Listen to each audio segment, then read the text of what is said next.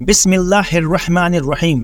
यहाँ हम शरई रोशनी में मुबाशरत के चंद मजीद आदाब बयान कर रहे हैं जिन्हें याद रखना और उन पर अमल करना हर शादीशुदा मुसलमान मर्द व औरत पर जरूरी है।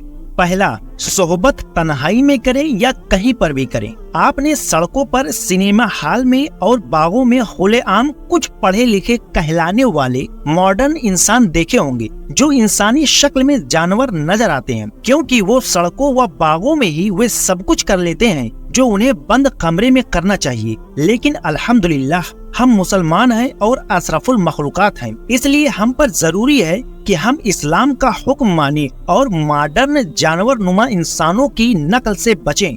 लिहाजा याद रखिए, सोहबत हमेशा तन्हाई में करें और ऐसी जगह करें जहां किसी के अचानक आने का खतरा ना हो, और उस वक्त कमरे में अंधेरा कर लें, रोशनी में हरगिज ना हो। लेकिन मेरे हिसाब से अगर 0 वाट का बल्ब हो तो सही रहेगा। मसला, बीबी का हाथ पकड़कर मकान के अंदर ले गया और दरवाजा बंद कर लिया और लोगों को मालूम हो गया कि मुबाशरत करने के लिए ऐसा किया है, तो इसे गुनाह तो नहीं माना जाएगा, लेकिन ये मकरूह जरूर माना जाएगा।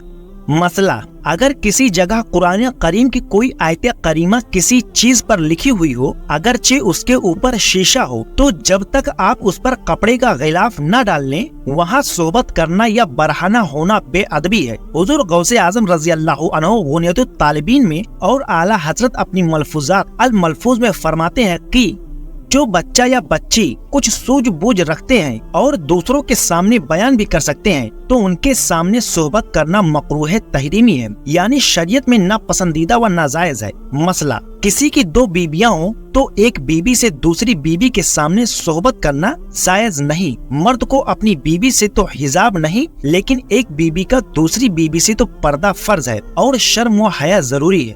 मुबाशरत से पहले वजू करना सही है या नहीं? मुबाशरत से पहले वजू कर लेना चाहिए, क्योंकि इसके बहुत से फायदे हैं, जिनमें से चंद हम यहाँ बयान करते हैं। पहला, अव्वल वजू करना तो सवाब व बाइसे बरकत है।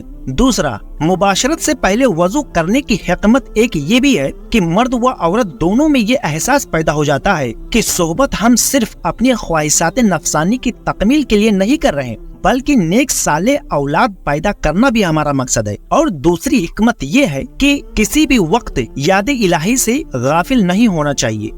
तीसरा, मर्द बाहर के कामों से और औरत घर के कामों की वजह से दिन भर के थके मांदे होते हैं। थका जिस्म एक दूसरे के लिए फायदा बख्श साबित नहीं होता, लिहाजा वजू कर लेना चुस्ती, कुव्वत और खुद एतमादी का सबब बनता है। चौथा, दिन भर की भाग दौड़ में जिस्म व चेहरे पर धूल मिट्टी और जरासीम मौजूद रहते हैं, और जब मर्द व औरत वज़ू किनार करते हैं तो ये जरासीम मुंह और सांसों के जरिए जिस्म में दाखिल हो सकते हैं, जिससे आगे मुख्तलिफ अमराज के पैदा होने का खतरा होता है। और ऐसे बहुत से फायदे हैं जो वज़ू कर लेने से हासिल होते हैं।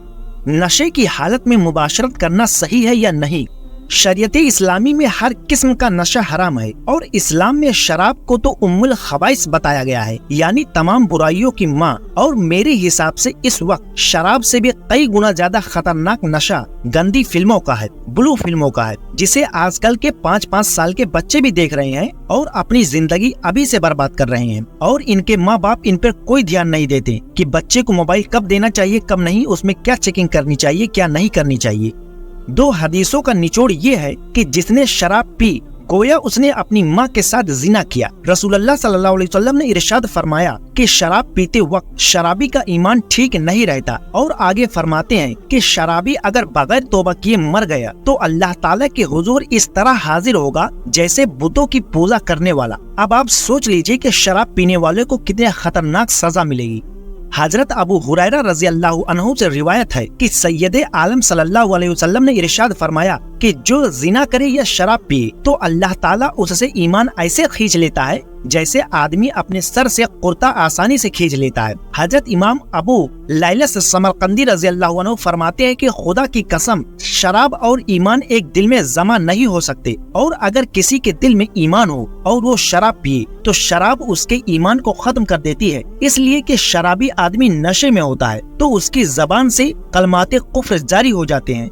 हजरत अस्मा बिन्त यजीद रजी अल्लाह अन्हु फरमाती हैं कि रसूल अकरम सल्लल्लाहु अलैहि वसल्लम ने फरमाया कि शराब की एक घूंट पीने से 40 रोज तक शराबी की नमाज, रोजा और दीगर अमाल कबूल नहीं होते। दूसरी दफा पीने से 80 रोज तक, तीसरी दफा पीने से 120 रोज तक। हजरत अबू इमामा रजी अल्लाह अन्हु से रिवायत है कि रसूल अकरम सल्लल्लाहु अलैहि वसल्लम ने इरशाद फरमाया कि अल्लाह ताला फरमाता है कि कसम मेरी इज्जत की, जो कोई मेरा बंदा शराब का एक घूंट भी पिएगा तो मैं उसे उतना ही पिलाऊंगा।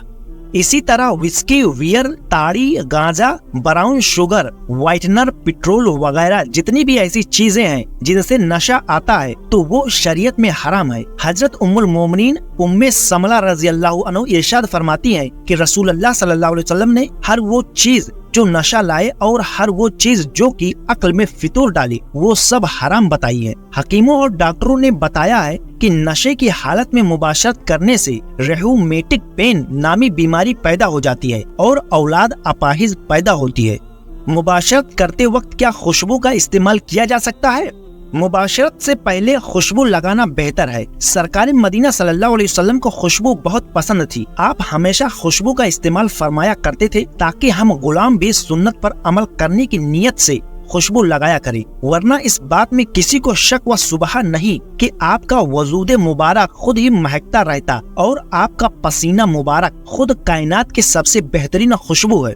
मुबाशरत से कब्ल खुशबू का इस्तेमाल करना सुन्नत है। खुशबू से दिल व दिमाग को ताजगी और सुकून मिलता है और सेक्स में दिलचस्पी बढ़ती है। हजरत इमाम काजी फजील आयाज उनदलिस रजी अल्लाह अन्हु अपनी शोहराए आफाक तसनीफे लतीफ किताबु शिफा बतारिफ हुकूकुल मुस्तफा में इरशाद फरमाते हैं कि हुजूर सल्लल्लाहु अलैहि वसल्लम को खुशबू बहुत ज्यादा पसंद थी। रहा आपका खुशबू इस्तेमाल करना तो वो इस वजह से थी कि आपकी बारगाह में मलाइका हाजिर होते थे, और दूसरी वजह ये थी कि खुशबू मुबाशरत और मुबाशरत की चाहत को बढ़ाने में मददगार होता है। लेकिन याद रहे कि सिर्फ इत्र का ही इस्तेमाल करें। अफसोस कि आजकल खालिस इत्र का मिलना भी दुश्वार हो गया है। उमूमन जो इत्र बाजारों में मिलते हैं उनमें केमिकल होते हैं। उनका लिबास में इस्तेमाल करना तो जायज है, लेकिन सर और दाढ़ी में लगाना नुकसानदेह साबित होता है। स्प्रे में अल्कोहल की मिलावट होती है जो कि शराब के हुक्म में है। आला हजरत इमाम अहमद रजा खान रजी अल्लाह अन्हु फरमाते हैं कि अल्कोहल वाले अत्र या स्प्रे का इस्तेमाल होना है, बल्कि ऐसे इत्र की खुशबू भी सूंघना नाजायज है। इसलिए सिर्फ ऐसे इत्र का इस्तेमाल करें जिसमें अल्कोहल न हो। अल्कोहल वाले सेंट या इत्र की पहचान ये है कि उसे अगर हथेली पर लगाया जाए तो ठंडक महसूस होगी और फौरन उड़ भी जाएगा। औरत ऐसे इत्र का इस्तेमाल करे जिसके खुशबू बेहद हल्की हो। ऐसा न हो कि जिसके खुशबू उड़कर मर्दों तक पहुंच जाए। आजकल अक्सर औरतें ऐसे स्प्रे, इत्र या फिर पाउडर, क्रीम वगैरह का इस्तेमाल करती हैं कि जिस गली से गुजर जाएं तो सारी गली महक उठती है और मन चले लड़के हाय हाय पुकारने लगते हैं और सीटियां बजा बजा कर बेहुदा हरकत करते हैं। ऐसी औरतें इस हदीस को पढ़कर इबरत हासिल करें। हजरत अबू मूसा अशरी रजी अल्लाह अन्हु से रिवायत है कि नबी करीम सल्लल्लाहु अलैहि वसल्लम ने इरशाद फरमाया कि जब कोई औरत खुशबू लगाकर लोगों में निकलती है ताकि उन्हें खुशबू पहुँचे तो वो औरत जानिया है, जानिया। क्या मुबाशरत खड़े खड़े कर सकते हैं? मुबाशरत खड़े खड़े न करे कि ये जानवरों का तरीका है, और न ही बैठे बैठे कि ये मर्द और औरत दोनों के लिए नुकसानदेह है। इस तरीके से मुबाशरत करने से बदन लागर और खासकर मर्द का लिंग जड़ से कमजोर हो जाता है, और अगर हमल करार पा जाए तो बच्चा कमजोर अपंग पैदा होता है या फिर जिस्म का कोई हिस्सा अधूरा हो जाएगा। बाज मोतमद उलमाए दीन ने फरमाया है कि खड़े खड़े मुबाशरत करने से अगर औरत को हमल करार पा जाए तो औलाद बददिमाग और बेवकूफ होगी या पैदाइशी तौर पर नीम पागल पैदा होगी। हकीमों की इस मुताल्लिक तहकीक ये है कि खड़े खड़े रहकर मुबाशरत करने से बदन हिलने की बीमारी हो जाती है। मुबाशरत का सही तरीका ये है कि बिस्तर पर लेटे लेटे हो और औरत नीचे की जानिब और मर्द ऊपर की जानिब हो, जैसे कि कुरान करीम में भी हजरत आदम अलैहिस्सलाम और हजरत हव्वा के वाक़े में इस तरफ इशारा किया गया है। चुनांचे अल्लाह रब्बुल इज्जत इरशाद फरमाता है कि फिर जब मर्द उस पर छाया तो उसे एक हल्का सा पेट रह गया।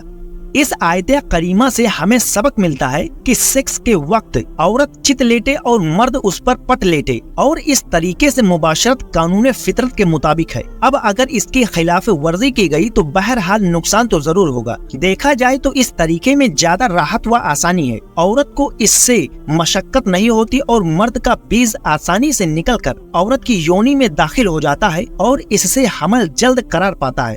हकीम बो अली, जो अपने जमाने का एक मशहूर मारूफ हकीम गुजरा है, उसने लिखा है कि अगर औरत ऊपर और मर्द नीचे हो तो इस सूरत में मर्द का कुछ बीज उसके लिंग में बाकी रहकर बदबू पैदा करेगा और फिर बाद में तकलीफ व अजियत का बाइस बनेगा। क्या किबला की तरफ रुख करके मुबाशरत कर सकते हैं? हुजूर सैयदना इमाम मोहम्मद गजाली रजी अल्लाह अन्हु फरमाते हैं कि सोहबत करने के आदाब में से एक अदब ये भी है कि सोहबत के वक्त मुंह किबला की तरफ से फेर ले। हुजूर सैयदी आला हजरत रजी अल्लाह अन्हु फरमाते हैं कि सोहबत के वक्त किबला की तरफ मुंह या पीठ करना मकरूह व खिलाफे अदब है। किबला की तरफ थूकने, पेशाब या पैखाना करने और बरहाना उसकी तरफ रुख करने की सख्त मुमानियत आई है। एक हदीसे पाक में है कि नबी करीम सल्लल्लाहु अलैहि वसल्लम ने इरशाद फरमाया कि जब बंदा नमाज पढ़ता है तो वो अपने रब से मुनाजात कर रहा होता है या उसका परवरदिगार उसके और किबला के दरमियान होता है, यानी किबला के जानिब अल्लाह ताला की रहमत ज्यादा होती है। अब चूँकि सेक्स के वक्त मर्द व औरत नंगे होते हैं तो भला उस हालत में किबला की तरफ रुख कैसे किया जा सकता है? लिहाजा अदबन मुबाशरत के वक्त किबला की जानिब रुख करने से मना फरमाया गया है। अब यहाँ पे हमारी बात खत्म होती है। ये सब बातें मैंने करीने जिंदगी किताब से ली है, तो उम्मीद करता हूँ कि आप लोगों को ये जानकारी पसंद आई होगी। तो वीडियो को लाइक, शेयर और चैनल को सब्सक्राइब जरूर करें। शुक्रिया।